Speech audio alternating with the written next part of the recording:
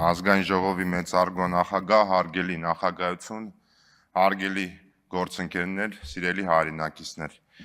Նախ մի անձնական բան պետք է ասեմ, ես ընդհանրապես մի սկզբունք ունեմ, որը որ իրականում կյանքի ընթացքում եմ սովորել, եւ դա ինձ համար դարձել է սկզբունք,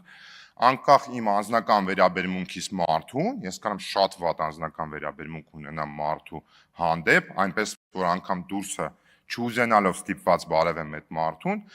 բայց քաղաքական գործընթացի մեջ առավել եւս ես պարտավոր եմ այդ մարդուն լսել, որովհետեւ ես չեմ բացառում, որ անկախ իմ անձնական վերաբերմունքից այնուամենայնիվ իր ասելիքի մեջ կարող լինել ճշմարտության հատիկ։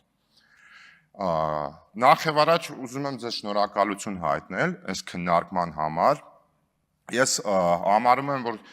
դուք բավականին բովանդակային հարցադրումներ եք արել եւ այդ թվում շատ ուրախ եմ, որ դուք ակնկալում եք ինձանից ավելի խորքային խնդիրների վերաբերյալ խոսակցություն, բայց կարծում եմ բոլորիդ համար է հասկանալի է, որ ժանրը չի նախատեսում դա զուտ նաև տեխնիկական առումով խորքային քննարկումներ ես ինքս եմ ակնկալում եւ այդ խորքային քննարկումներին մենք իրար հետ ես ձեզ վստահեցնում եմ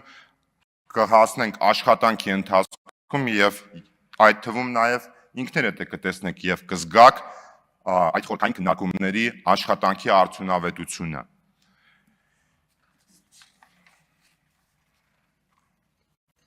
Ուզում եմ ամեն դեպքում մի քանի բանի անդրադառնալ, որը որ գործընկերների կողմից ընդդիմադիր հնչել է։ Նախ ուզում եմ ասեմ, որ ես կողմնակից չեմ այնուամենայնիվ այն խոսակցությանը, որ ձեր ցանկացած բարձրացած հարցին ես ու հիմնականում ես դրանից զերծ եմ մնալու ապագայում, որ ես ձեզ ասեմ այլ ձեր ժամանակ, որովհետև կարծում եմ եւ նաեւ հավաստիացնում եմ ձեզ, որ իմ աշխատելավոճի տեսանկյունից բոլորովին այլ է ելնելու։ Ես ձեզ հավաստիացնում եմ, որ ես թույլ չեմ տալու, որ ազգային ժողովի ամբիոնից, ազգային ժողովի մասնավորապես ընդդիմադիր падգամավորները գան, մատնանշեն խնդիր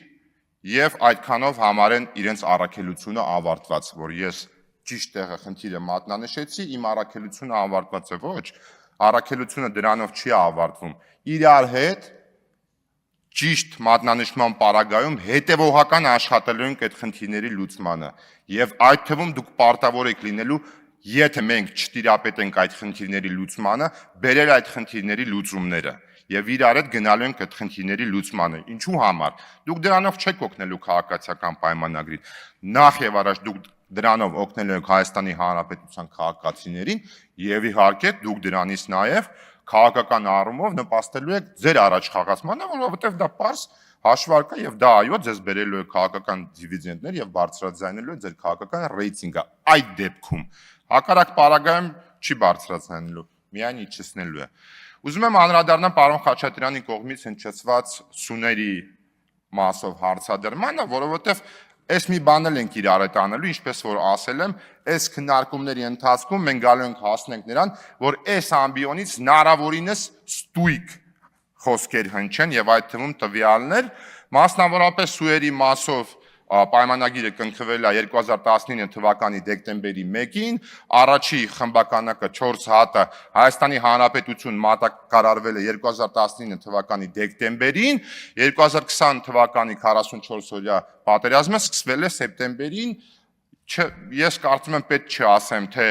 զենք զինամթերքի գնումը իրանից ինչ է ենթադրում, բավականին բարձր շղթա է, այդ թվում նաև ուսման հետ կապված տվյալ զինատեսակի մասով եւ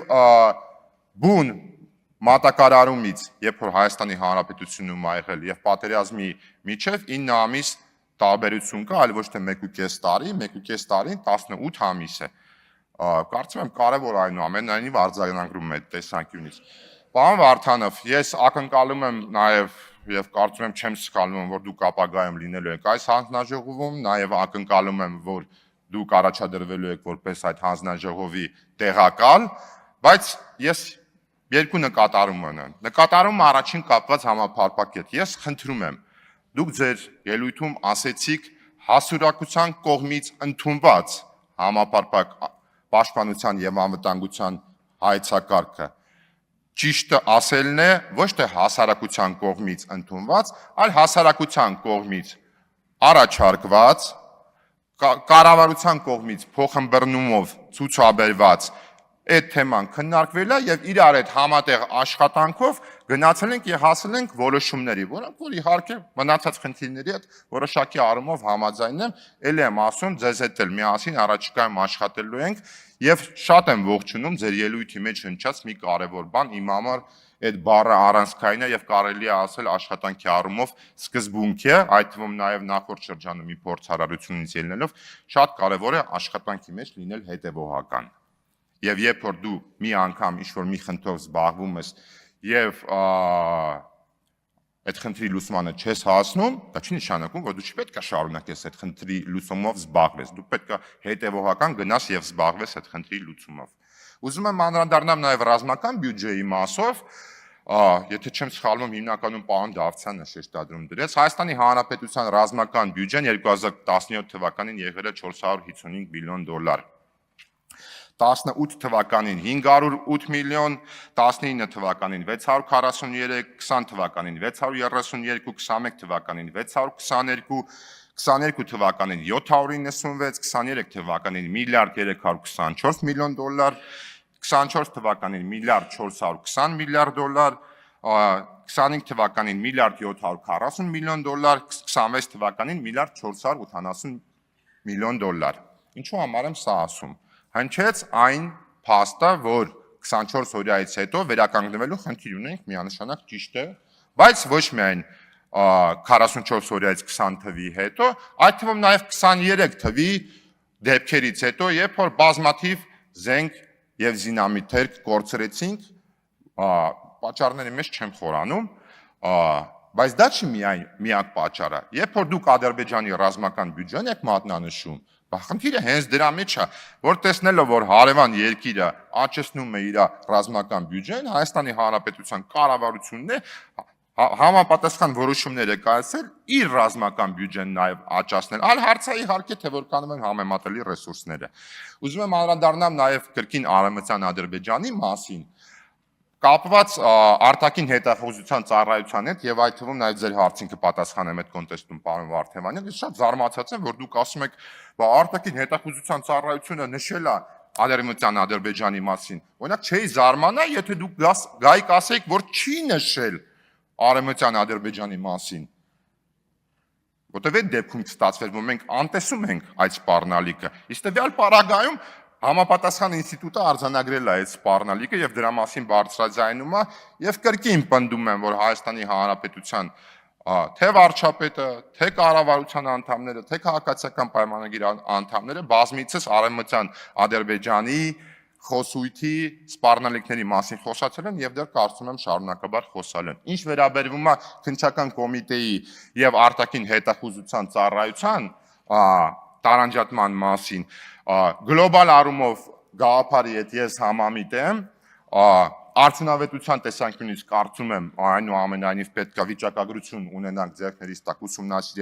ուսումնասիրենք այդ խնդիրը, բայց արտաքին հետախուզության մասով դες կարող եմ ասել, որ օրինակ ինձ համար բավականին խնդրահարույց է եւ հարց է, թե ինչու համար է, եթե մենք արտաքին հետախուզության ծառայությունը առանձնացնել ենք, այնուամենայնիվ ազգային անվտանգության ծառայության ներքո կա նմանատիպ վարչություն։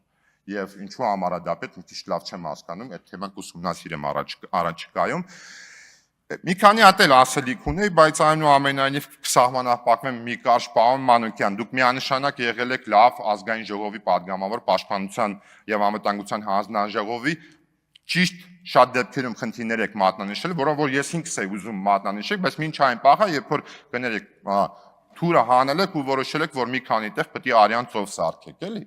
Որտեղ ամեն ինչ մեր մոտ փլուզվել է, խնդրում եմ այս անգամ եթե գալ եք, տենց չանեք։ Ինչ վերաբերում է պարոն Հազարյանի ասած սակրավորների մասին,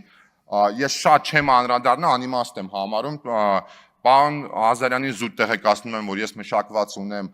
հումանիտարականազերծման մասին օրենք, իրան առաջիկայում հրավիրել եմ, իրար հետ միասին այդ օրենքի շրջանակում աշխատենք, պարոն Հազարյանը նաև շատ է հումորներ արել ուսապարկերի մասին, այսօր ուսապարկով եկել, չգիտեմ, մի բան եղած չլինի միամիտ, եւ վերջում Պարոն Կարապետյան, Տիկին Գրիգորյան, ես անկասկած վստահ եմ, որ այնուամենայնիվ հավանաբար դուք կունենաք քաղաքական որոշում առայն, որ օրինակ իմ դեպքում ինչ չընտրել, հաշվի առնելով քաղաքական նպատակահարմարությունը եւ այդ թվում նաեւ ենթադրելով, որ եթե դուք ինձ ընտրեք, դա ինձ ինչ-որ լեգիտիմություն է ավելացնելու կամ պակասեցնելու։ Ամենևին ոչ, բայց ես ձեզ առաջարկում եմ, ավարտում եմ։ Ես ձեզ առաջարկում եմ հետեւյալը, որ քանի որ այնուամենայնիվ ես գիտեմ, որ ձեր մեջ կան մարդիկ, որոնք որ անձնապես կուզեն ինձ ընտրեն, եւ քաղաքական որոշման պարագայում կարող է որոշակի անհարմարություն լինի համար, ես զուտ առաջարկում եմ, գուցե քննարկեք ազատ թողնել քվեարկությունը, եւ դա ինչու համար եմ ասում, իմ օգուտը դրանից որն անելու, ոչ թե լեգիտիմության ավելանալ թե պակասելու, ներողություն եմ խնդրում, ավարտում եմ, այլ յուրաքանչյուր ավել քվեն ինձ համար լինելու է ել ավելի մեծ պարտավորություն իմ աշխատանքը ավելի արդյունավետ կատարելու համար։ Այսքանը շնորհակալ եմ։ Շնորհակալություն, հարցի քննարկումն ավարտվեց։